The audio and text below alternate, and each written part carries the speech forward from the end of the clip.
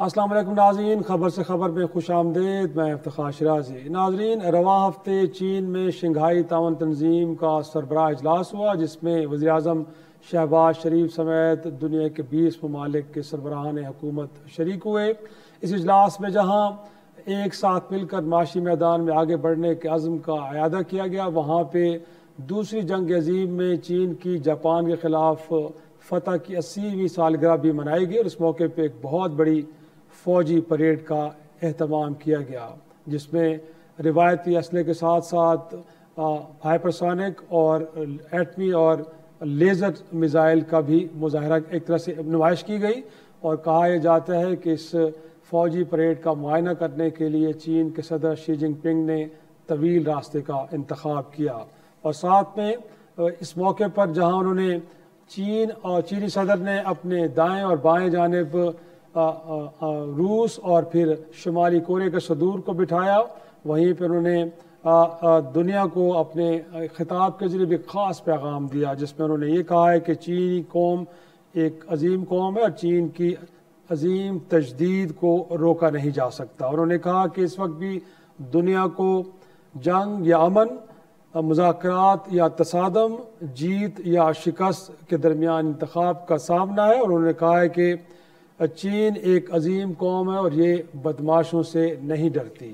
ناظرین، اس موقع پہ جب یہ پریڈ ہو رہی تھی تو امریکہ کے صدر ڈونلڈ ٹرمپ صاحب بھی یہ پریڈ براہ راست ٹیلی ویژن پہ دیکھ رہے تھے، اور اس دوران سوشل میڈیا پہ انہوں نے اپنا ایک پیغام بھی بھیجا، جس میں انہوں نے چین، روس اور شمالی کوریا کے صدور پر امریکہ کے خلاف سازش کا الزام لگایا۔ ساتھ میں انہوں نے میڈیا سے گفتگو کرتے ہوئے کہا کہ انہوں نے یہ فوجی پریڈ دیکھی ہے جو بڑی شاندار تھی، اور انہوں نے کہا کہ انہیں معلوم ہے کہ یہ پریڈ کیوں منعقد کی گئی۔ انہوں نے کہا کہ چین کا خیال ہے کہ یہ پریڈ امریکہ کے صدر گویا کہ وہ یہ دیکھ رہے ہیں، تو بالکل انہوں نے یہ پریڈ دیکھی ہے۔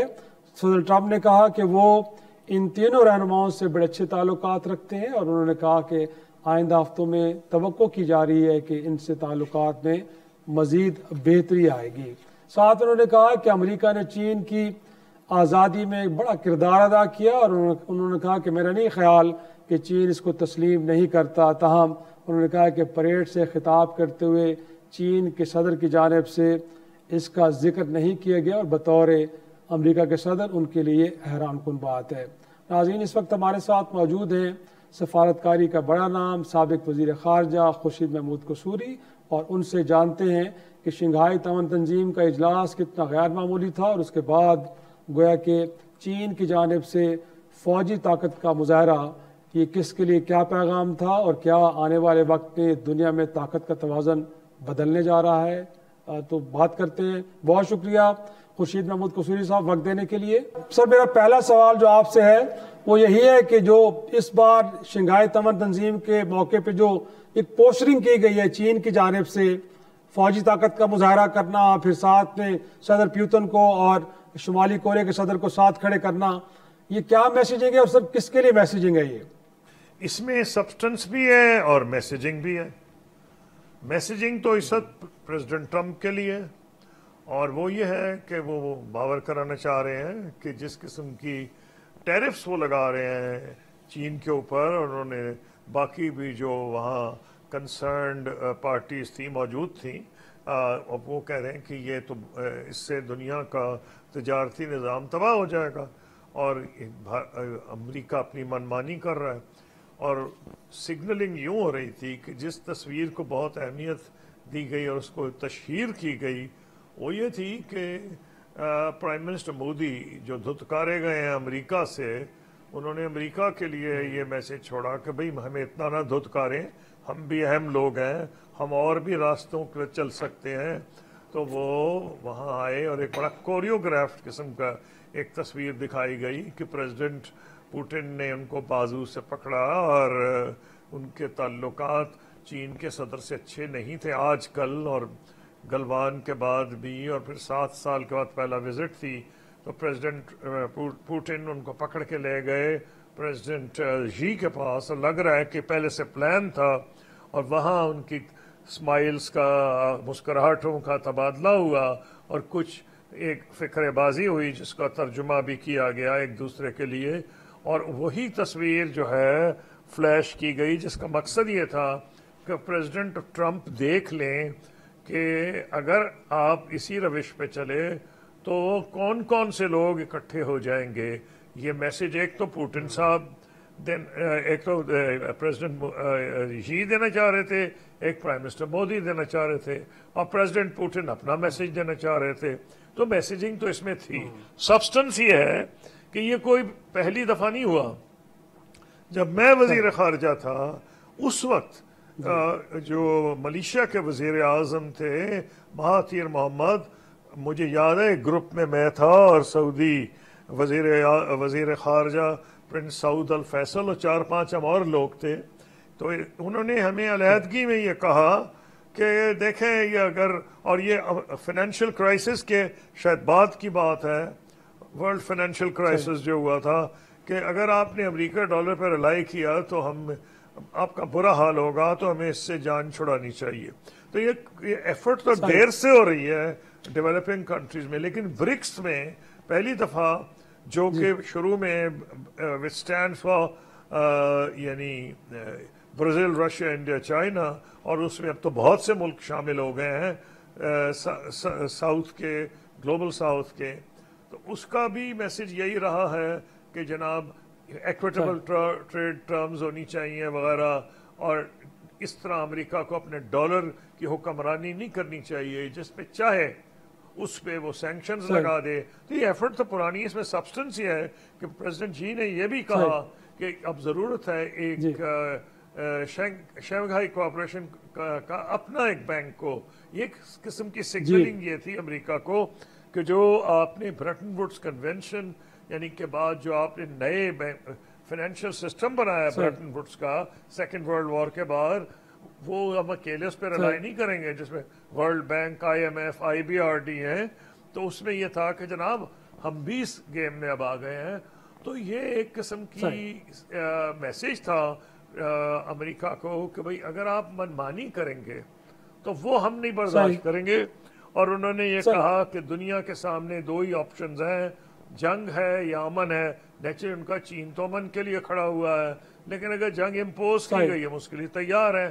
تو ایک بہت امپورٹنٹ میسج یہ تھا کہ جو دنیا کا ابھی تک نظام ہے اس میں امریکہ کی جو مرکزیت ہے اس کے بارے میں انہوں نے یہ کہا کہ چین اس کو برداشت نہیں کرے گا, اور بہت سے ملک جو اس کو برداشت نہیں کرنا چاہتے پر اتنی ہمت نہیں رکھتے کہ وہ یہ کہیں, ان کے ساتھ وہ موجود تھے وہ ممالک کے اور ان کے سربراہ, اور اس سے ایک اندازہ لگائیں کہ حالانکہ انڈونیزیا میں حالات خراب ہیں پھر بھی ان کے صدر نے مناسب سمجھا کہ آخری دن جب پریڈ ہو رہی تھی وہ بھی وہاں پہنچ گئے, تو اس میں شریک ہوئے. تو اس کا ساتھ میں سر جو امریکہ کی جانب سے ریاکشن آیا ہے, اس ریاکشن کو ہم کیسے اسیس کریں گے؟ کیا ٹرمپ صاحب گفتگو کا راستہ اپنائے جائیں گے یا تصادم کا؟ کیونکہ جو ریاکشن تھا وہ تو کوئی مناسب نہیں لگ رہا. ستم ظریفی یہ ہے کہ پریزیڈنٹ ٹرمپ جو ہیں یہ 2 دہائیوں کے بعد یا 3 دہائیوں کے بعد ایسے پریزیڈنٹ آئے ہیں جو کہہ رہے ہیں میں کسی جنگ میں امریکہ کو نہیں لے کے جاؤں گا, اور جن جنگوں میں ہے اسے نکال لوں گا. اب اس میں انہوں نے جو پیغام دنیا کو یہ دیا کہ میں تو امن کا پریزیڈنٹ ہوں, اور انہی کو میسج دیا جا رہا ہے کہ آپ منمانی نہ کریں. لیکن منمانی جو ہے وہ اس وقت ریفرنس ہو رہا ہے جو ٹیرفز جو امریکہ امپوز کر رہا ہے. اس میں آپ کو امریکہ کی مرکزیت بھی نظر آ رہی ہے ٹریڈ میں, کہ دنیا کا ہر ملک ریس میں لگا ہے کہ اس کے ساتھ بہتر ٹریڈنگ ارینجمنٹ ہو جائے. تو اس کی جو ٹائمنگ ہے وہ اس لحاظ سے امپورٹنٹ ہے, لیکن اس کا سبسٹنس بھی ہے جو میں نے آپ کو پہلے بیان کر دیا ہے. تو امریکہ جو ہے میں نہیں سمجھتا چاہے گا کہ چین سے تعلقات اتنے خراب کریں کیونکہ راستہ ہی نو ریٹرن ہو جائے. اس کی وجہ یہ ہے کہ چین نے دیکھ لیا, امریکہ نے دیکھ لیا ہے کہ چین کی اور ان کی اکانومی نہ چاہتے ہوئے ایسے آپس میں کپل ہو گئی ہیں کہ جان نہیں چھڑائی جا سکتی, دونوں کو شدید نقصان ہوگا. یہی وجہ ہے کہ ٹرمپ صاحب نے چین کو تو کوئی پابندی نہیں لگائی, حالانکہ روس کا تیل خرید رہا ہے. ہندوستان کا انہوں نے کباڑا کر دیا. کیوں سمجھتے ہیں ہندوستان کی ان کی نظر میں وہ اہمیت نہیں جو چائنا کی ہے. تو چین جو ہے مجھے لگ رہا ہے کہ پریزیڈنٹ ٹرمپ نہ روس سے لڑنا چاہتے ہیں نہ چین سے لڑنا چاہتے ہیں. اور ہندوستان کے لیے بری خبر ہے، کیونکہ اگر ہندوستان ساری گیم ہی یہ بنائے بیٹھا تھا اور جے شنکر صاحب کی ساری گیم ہی یہ تھی کہ جناب ہم بھی تو آپ کے لیے حاضر ہیں، جب کہیں گے موجود ہیں، چین کے خلاف ہم ہر وقت حاضر ہیں، اگر اب انہوں نے لڑنا ہی نہیں چین کے ساتھ تو اب حاضر ہوں بھی تو کوئی فرق نہیں پڑے گا. تو چین یہ انڈیا کے لیے بہت بڑا ایک مخمصہ آ گیا ہے اور وہ کچھ وقت لگے گا، اور اسی لیے شاید وہ چین سے اور برکس سے تعلقات کچھ دیر کے لیے مزید بڑھائیں گے. حالانکہ جو بیسک کانٹرڈکشنز ہیں چائنا اور انڈیا کی، بارڈر ابھی تک نہیں سیٹل ہو سکا اور آسانی سے سیٹل ہوتا نظر نہیں آ رہا، کیونکہ اگر پرائم منسٹر مودی کوئی اس قسم کا کمپرومائز کریں گے تو اپوزیشن ہندوستان کی ان کا قیمہ بنا دے گی. وہ آلریڈی کہہ رہی ہے کہ 36 یا 56 انچ کا جو چھاتی ہے یہ اس کے مذاق اڑاتے ہیں، اور اگر انہوں نے چائنا سے بارڈر کے اوپر کو سیٹلمنٹ کی، وہ مجھے ابھی الیکشنز بہت سے ہو رہے ہیں نظر نہیں آ رہا. اس سے چین اور انڈیا کے جو ریلیشن شپ ہے وہ مجھے اب بہت اچھی نہیں نظر آ رہی. کوشش دونوں کر رہے ہیں، چین بھی کوشش کر رہا ہے کہ بھارت بڑا ملک ہے، اس کی اکانومی بڑی ہے، ان دونوں کی $150 بلین کی ٹریڈ ہے. حالانکہ ہماری دوستی چین سے ہے لیکن ہمارا ملک چھوٹا ہے، یہ ہماری ٹریڈ جو ہے والیوم 20 بلین کے قریب ہوگا اور ان کا 150 بلین کے قریب ہے. تو اس لیے دونوں کے لیے یہ ریکوائرمنٹ ہے انڈیا کی اور چائنا کی کہ ٹریڈ ریلیشن بڑھائیں، لیکن جو ان کے لیے مسئلہ بنتا ہے وہ جو ان کے انریزالوڈ بارڈر ایشو ہے. صحیح. اور لاسٹلی سر کوئکلی یہ بھی جاننا چاہیں گے کہ اس ساری سچویشن میں پاکستان کے لیے آزمائشیں اور اپرچونٹیز کیا ہیں سر؟ پاکستان کے لیے تو بہت بڑی اوپننگ ہے، اور میرا یہ خیال ہے کہ 4 ڈے وار نے یہ جیو اسٹریٹجک نقشہ تبدیل کر کے رکھ دیا ہے. تاریخ میں کئی دفعہ ایسا ہوتا ہے کہ جنگ چھیڑنا تو آسان ہے لیکن جنگ ختم آپ کی ٹرمز پہ نہیں ہوتی، اور جنگ کے خاتمے پہ وہ نتائج نکلتے ہیں جس کا آپ کو وہم و گمان نہیں ہوتا. بہت سے تاریخ میں انسٹنسز ہیں، اگر آپ کے پاس ٹائم ہوگا تو بتاؤں. مثلا آپ دیکھ لیں ورلڈ وار 2 جو ہے یا ورلڈ وار 1، کسی کو یہ اندازہ تھا کہ crown prince Ferdinand of Austria, Francis Ferdinand, ان کو قتل کیا جائے گا؟ بوسنیا میں ایک سربین نیشنلسٹ قتل کرے گا، نتیجے میں ہندوستان کے مسلمان اور ہندو اور سکھ فوجی لاکھوں کی تعداد میں مارے جائیں گے اور زخمی ہو جائیں گے. اور 4 دنیا کی بڑی سلطنتیں ہیں، سلطنت عثمانیہ، دی آسٹرو ہنگیرین ایمپائر، جو جرمن جس کو ہم کہہ رہے ہیں ایمپائر، جرمنی کی جو ایمپائر تھی، جو پرشین ایمپائر تھی، اور جو زارسٹ ایمپائر تھی، چاروں کلیپس کر گئی. ایک بندے کا قتل ایک ملک میں ہو گیا، جنگ شروع ہوگی. تو جنگ چھیڑنا آسان ہے، ختم آپ کی ٹرمز پہ نہیں ہوتی. اور بھارت کو یہ ایک بہت مہنگا سودا پڑا ہے جو اس نے جنگ چھیڑی ہے پاکستان کے ساتھ. ہمیں ٹرائمفلزم کا شکار نہیں ہونا چاہیے. ہمیں چاہیے کہ یہ موقع اچھا ہے، جو ہمیں ضرورت ہے ریسٹرکچرنگ کی، اپنی پالیٹکس اکانومی میں وہ کریں، اور بھارت کے ساتھ یہ نہ سمجھیں کہ جنگ ہمارے مفاد میں ہے. ہم دونوں ملک غریب ہیں، غربت کے اگینسٹ فائٹ کرنا ہے. کلائمیٹ چینج جو تباہی دونوں ملکوں مچا رہی ہے، لیکن ایک ایسا وقت آئے گا کہ یا مودی صاحب سمجھ جائیں گے اور یہ نہیں سمجھیں گے تو کوئی اور حکومت یہ سمجھ جائے گی کہ بر صغیر اسی لیے ساری دنیا سے پیچھے رہ گیا ہے، چین سے آگے تھا، ساؤتھ ایسٹ ایشیا سے آگے تھا، آج رونے کا مقام ہے.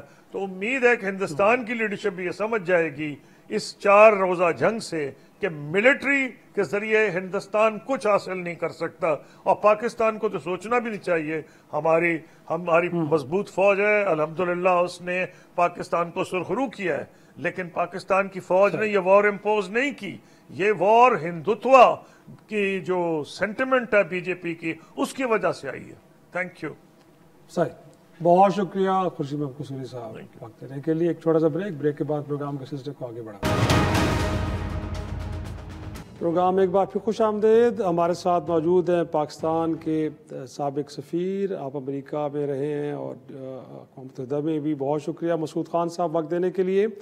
سر اب ہم ڈسکس کر رہے تھے انفیکٹ شنگھائی تعاون تنظیم کا اجلاس جو چین میں ہوا اور اس کے بعد پھر جس طرح فوجی پریڈ میں خطاب کیا گیا چین کے صدر کی جانب سے، لگتا ہے کہ خاص ایک میسیجنگ کی گئی ہے، وہ میسیجنگ سر کیا ہے؟ اور پھر جو ہم بات اب یہ کر رہے ہیں کہ شاید اب دنیا میں جو طاقت کا توازن ہے وہ اب شفٹ ہونے جا رہا ہے شاید، تو آپ کو لگتا ہے کہ ایک غیر معمولی اجلاس تھا، اس کے بعد جو پریڈ ہوئی اور وہاں پہ جو خطاب ہوا اسے کس نظر سے دیکھتے ہیں آپ؟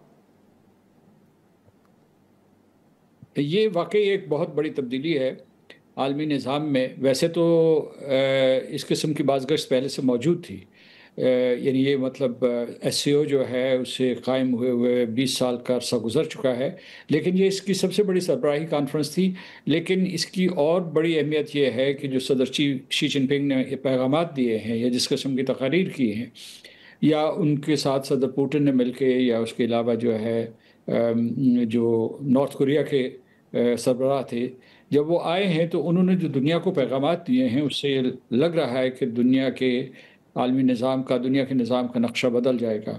خاص طور سے انہوں نے پیغامات امریکہ کو دیے ہیں، اور اس کا اگر خلاصہ کیا جائے تو وہ کچھ یوں ہے کہ اب جو ہے دنیا کے بارے میں فیصلے صرف امریکہ یا یورپ کے چند ممالک نہیں کریں گے، بلکہ یہ ہے کہ یہ جو نیا بلاک ہے یوریشیا کا، اس کا بھی بہت ہی عملی اور کلیدی کردار ہوگا. تو یہ پیغام وہاں سے گیا ہے. ایک جو ہے اس اعتبار سے گیا ہے کہ اتنا بڑا اجتماع ہوا، سارے کے سارے جو ہے چین کے ساتھ انہوں نے ہم آہنگی کا اظہار کیا، ایک طریقے سے انہوں نے چین کی قیادت کو تسلیم کیا ہے. دوسری طرف جو ہے آپ نے خود ہی ذکر کر دیا کہ وہاں جو 3 ستمبر کو ملٹری پریڈ ہوئی، اس کی علامتی اہمیت تو یہ ہے کہ چین نے یہ کہا کہ اس نے کس طریقے سے جاپان کو 80 سال پہلے شکست دی تھی، اور اس نے جو محوری طاقتیں تھیں ان کو کس طرح ایکسس پاورز جو تھی، جو فاشیت کی بنیاد کے اوپر جنگ لڑ رہی تھی، ان کو کس طریقے سے شکست دی. جس کا مطلب یہ ہے کہ چین جو ہے اب صرف جو علاقائی قائد نہیں ہے، وہ عالمی قائد ہے. اور اس نے پھر اس بات پہ بھی زور دیا ہے کہ ملٹی لیٹرلزم ہونا چاہیے، کسی قسم کے کوئی یک طرفہ فیصلے نہیں ہونے چاہیے. اور اس نے بعض اوقات تو انہوں نے بہت سخت الفاظ استعمال کیے کہ کسی قسم کی کوئی بلنگ پریکٹس نہیں ہونی چاہیے. ایک تقریر میں صدر شی جن پنگ نے یہ بھی کہا کہ ہم کسی سے نہیں ڈرتے ہیں. اور جو پریڈ تھی اس میں یہ ثابت کیا گیا کہ اگر ان کے اوپر جنگ مسلط کی گئی یا ان کے خلاف کوئی سازش کی گئی تو اس کے لیے وہ عسکری طور پر مکمل طور پر تیار ہے. لیکن مسعود خان صاحب، انفیکٹ اس کو پاور شفٹ کہہ لیں یا پھر فیصلوں میں شراکت داری کہیں گے، اس کو یورپ اور امریکہ کیسے لیں گے؟ کیونکہ ظاہر سی بات ہے، اب یہ اشارہ تو انہی کی طرف تھا، تو اس کو ایکسیپٹ کیا جائے گا یا وہاں سے ہمیں کوئی لگ رہا ہے کہ کوئی ایڈوینچر ہوگا اور اس کو روکنے کے لیے کوئی طاقت کا استعمال بھی ہو سکتا ہے؟ دیکھیے، صدر ٹرمپ کی طرف سے تو پہلے ہی بہت ہی شدید رد عمل آیا ہے. بعض اوقات انہوں نے طنز سے کام لیا ہے، بعض اوقات مذاق اڑایا ہے.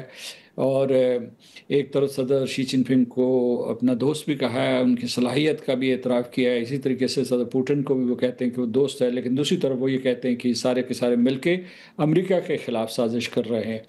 تو یہ جو ہے یعنی وہاں سے رد عمل آیا. اسی طریقے سے یورپ جو ہے وہ کوئی رد عمل کا مظاہرہ نہیں کر سکتا، کیونکہ خود امریکہ کے ساتھ اس کے بہت نازک تعلقات ہیں اور کشیدہ تعلقات ہیں اس وقت. لیکن دوسرا یہ ہے کہ چین کے ساتھ ان کے بڑے گہرے تعلقات ہیں اور بڑے گہرے مفادات وابستہ ہیں. چین نے مغربی یورپ میں، وہ اس کے شمالی حصہ ہو یا جنوبی حصہ ہو، یعنی مطلب فرانس، یونائٹڈ کنگڈم اور جرمنی ہوں، یا اسپین اور پورچوگل ہوں، پھر یا سینٹرل یورپ ہو، اس میں بہت بھاری سرمایہ کاری کی ہوئی ہے.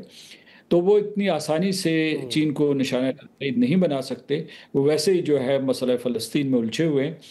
لیکن یہ ہے کہ وہاں اس بات کا احساس ہو گیا ہے کہ چین نے جس فوجی اسلحہ کی نمائش کی ہے وہ بہت ہی اعلیٰ معیار کا ہے اور ایک قسم کا فیوچرسٹک ہے.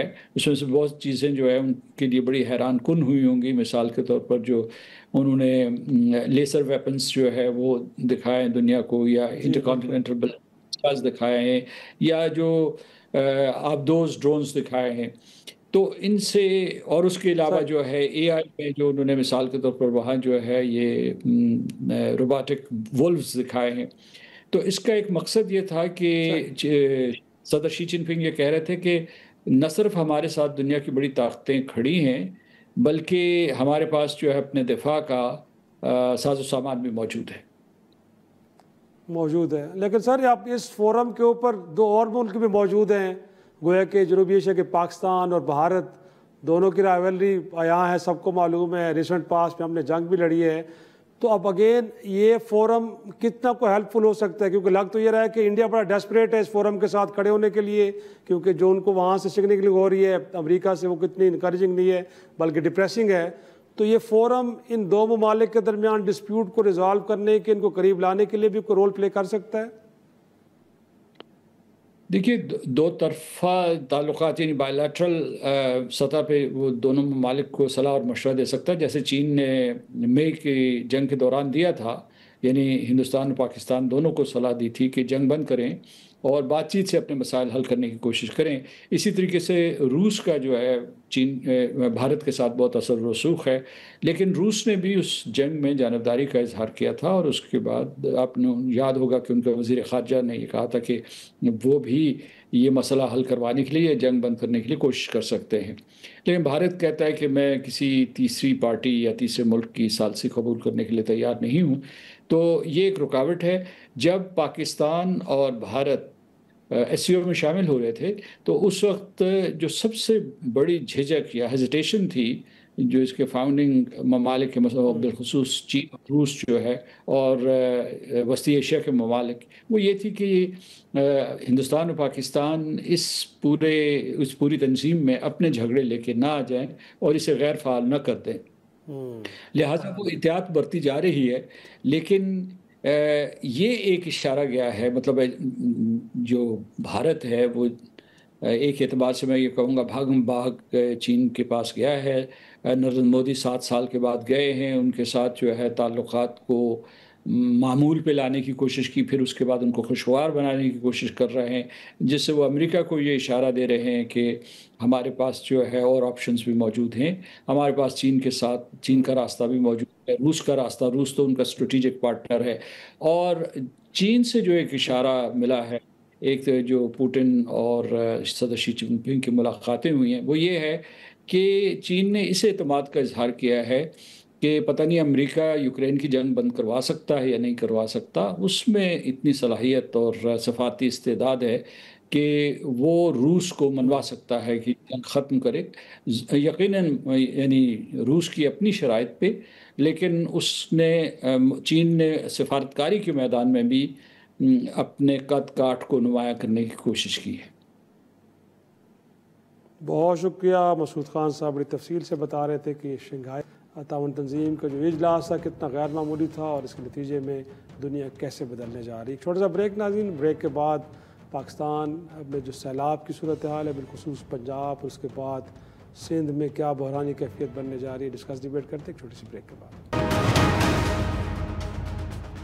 پروگرام میں ایک بار پھر خوش آمدید ناظرین، کچھ بات کر لیتے ہیں بدترین سیلاب کی کہ جو خیر پختونخوا اور اس کے بعد پنجاب میں بڑے پیمانے پہ تباہی مچانے کے بعد اب سندھ کی طرف رواں دواں ہے، اور اس وقت بھی پنجاب کا جو جنوبی علاقہ ہے اس میں بڑے پیمانے پہ لوگ بے گھر ہوئے ہیں، ان کے املاک کا نقصان ہوا ہے۔ تو اس وقت ہمارے ساتھ موجود ہیں تاثیر سبحانی کے جو ملتان سے ڈان نمائندے ہیں، اور ان کے ساتھ ہمیں جوائن کیا سکھر سے عبید اللہ شیخ نے، آپ بھی رپورٹنگ کرتے ہیں ڈان نیوز کے لیے سکھر سے، دونوں کا شکریہ۔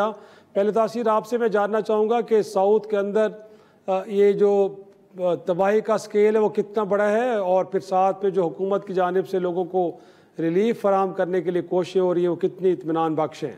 جی شرائع صاحب، میں آپ کو بتاؤں کہ گزشتہ آج تقریباً 7واں روز ہے ملتان میں جو ہے، کیونکہ پہلے سے ٹائم مل گیا تھا ریلا جو ہے وہ پہنچنے میں، آج تیسرا روز تھا، اور آج جو میں آپ کو بتاؤں کہ تھوڑا سا پانی کم ہوا ہے۔ گزشتہ رات تھی جو اس میں پیک تھا، ملتان سے 5.5 لاکھ کیوسک کا ریلا جو ہے وہ ہیڈ محمد والا سے گزرا تھا۔ ہیڈ محمد والا میں آپ کو بتاؤں کہ آج 5ویں روز بھی روڈ جو ہے اس کو بند کیا ہوا ہے، کیونکہ وہاں پر بریچنگ پوائنٹ بنایا گیا تھا کہ اگر کوئی شہر کو خطرہ ہوگا تو وہاں سے بارودی مواد بھی نصب کیا ہوا تھا۔ لیکن میں آپ کو بتاؤں کہ اچھی بات ہے، اب تک جو اطلاعات آ رہی ہیں کہ شاید اب اس کو بریچ کرنے کی ضرورت نہیں پڑے گی، کیونکہ بڑا سیلابی ریلا یہاں سے گزر گیا ہے۔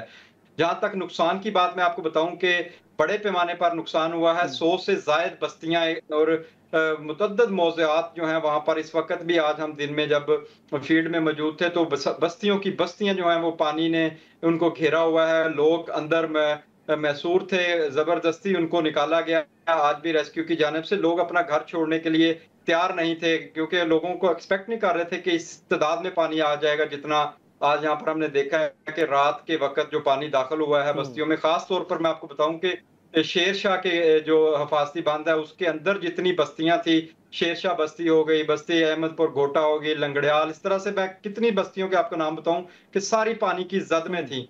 यहाँ पर क्योंकि आपको पता है कि मुकम्मल तौर पर ये फसलें काश्त की जाती हैं यहाँ पर शहर के इर्द गिर्द, खास तौर पर क्योंकि सब्जियां और चारा जात काश्त किए जाते हैं। यहाँ से ना सिर्फ वो अपने जानवरों को खिलाते हैं बल्कि जो शहर में जानवर मौजूद होते हैं उनके लिए वहां से फरोख्त भी करते हैं। तो मुकम्मल तौर पर वो सारी सब्जियां हो गई, चारा हो गया जानवरों का, मुकम्मल तौर पर खत्म हो चुका है। मैं आप जरा थोड़ा सा चाहूंगा कि उबैदुल्ला शेख साहब की तरफ भी जाएं। उबैदुल्ला, आप जरा बताइएगा, अगरचे वहाँ पे भी सिंध गवर्नमेंट के क्लेम्स तो बहुत बड़े हैं कि ऑलरेडी तमाम इंतजामात इन प्लेस हैं, अगर वहाँ पे भी सूरत हाल इस तरह की बनती है तो पहले से स्कूल्स के अंदर टेंट्स लगा दिए गए हैं, सांप कांटे की मेडिसन बाकी सब कुछ वहाँ पे इन प्लेस कर दिया गया है।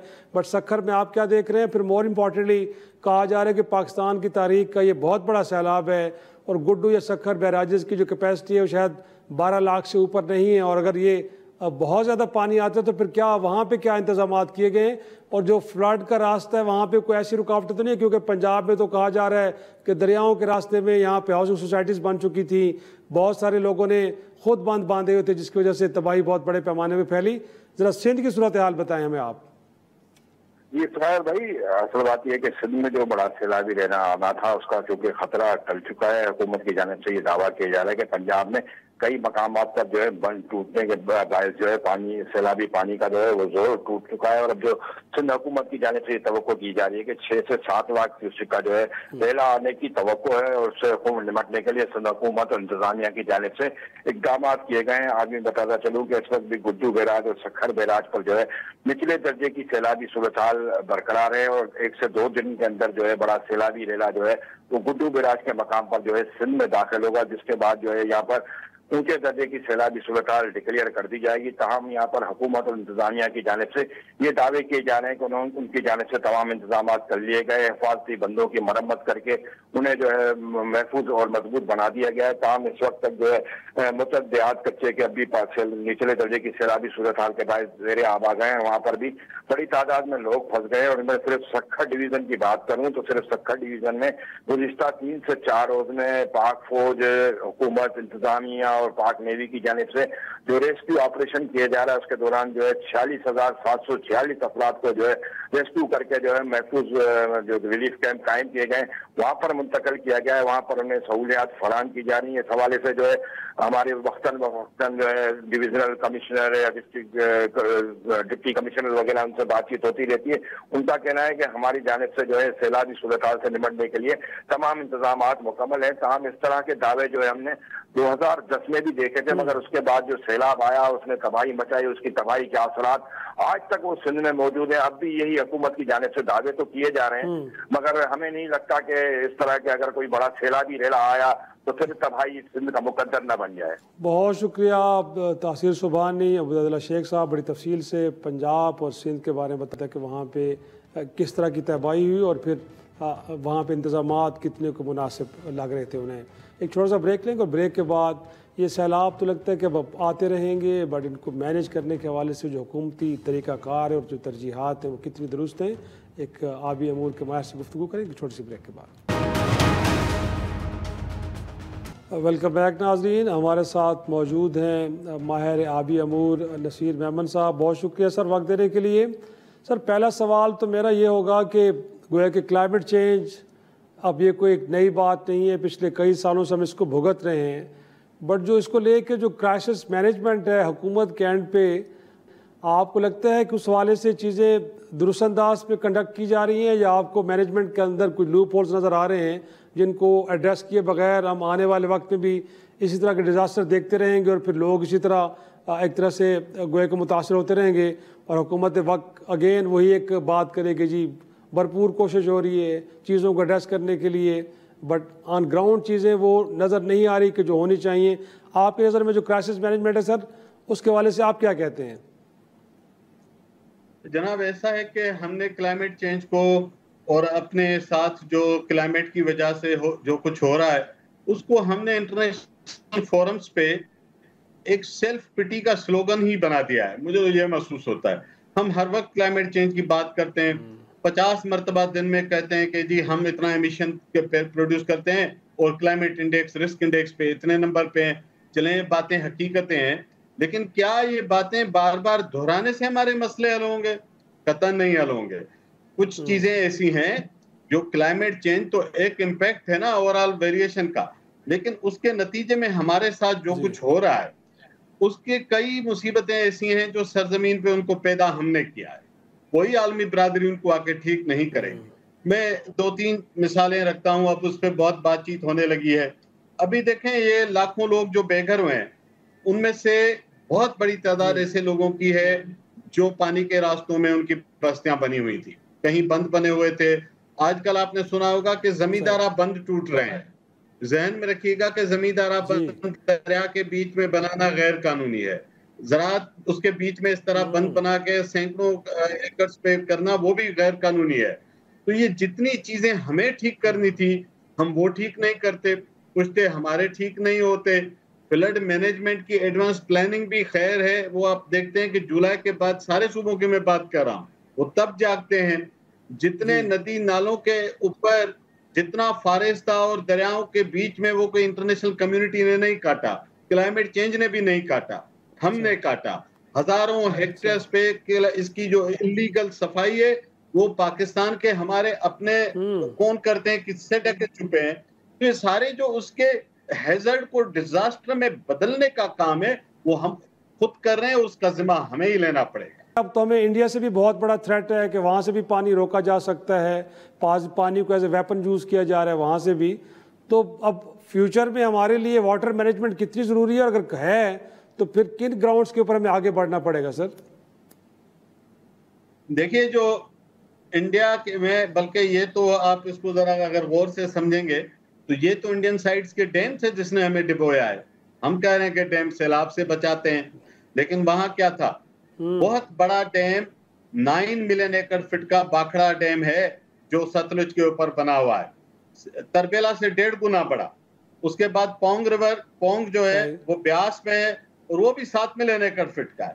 پھر راوی پہ رنجیت ساگر ہے وہ بھی 2.1 ملین ایکڑ فٹ کا ہے. تو یہ سارے مل کے اگر 15 ملین ایکڑ فٹ کی سٹوریج نے سیلاب سے نہیں بچایا بلکہ ہمارے لیے مصیبت پیدا کر دی. اگر یہ ڈیم میں فرض کروں نہ ہوتے تو یہ فلوز ریگولرلی بہتے رہتے, اور اگر کوئی ویپنائزیشن ہوئی بھی ہے تو پھر وہ اسٹرکچر بھی وہاں پہ نہ ہوتا جو ویپنائز کرتا پانی کو. لیکن اگر آپ پچھلے 10 دنوں کا رین فال ڈیٹا دیکھیں, ہماچل پردیش اور اتراکھنڈ اور انڈین جموں کشمیر اور پنجاب اور ہریانہ کا, تو وہاں بہت غیر معمولی بارشیں ہوئی ہیں. ان کے ڈیم بھر چکے ہیں. اب یہ چاہے بھی, مودی تو کہہ رہا تھا میں پانی نہیں دوں گا نا, اب تو آپ دیکھیں وہ ایک قطرہ نہیں روک پا رہا, اتنا بڑا سیلاب آ گیا. تو ان حالات میں انڈین سائیڈ پہ جتنے بڑے یہ سیلاب بنیں گے, شدید بارشیں ہوں گی, وہ بہرحال کیونکہ دریاؤں کے بیچ کوئی سرحدیں نہیں ہیں تو وہ آئے گا ہمارے پاس. بے شک اس کو کوئی ریگولیٹڈ ویپنائزیشن کر رہا ہو یا نیچرل فلوز میں بھی, ہماری location being at downstream makes us vulnerable. صحیح, بہت شکریہ, بڑی تفصیل سے آپ نے ساری سچویشن کو ایلیبوریٹ کیا. ناظرین, آج کے پروگرام کا اختتام کرتے ہیں, اجازت دیجیے, خدا حافظ.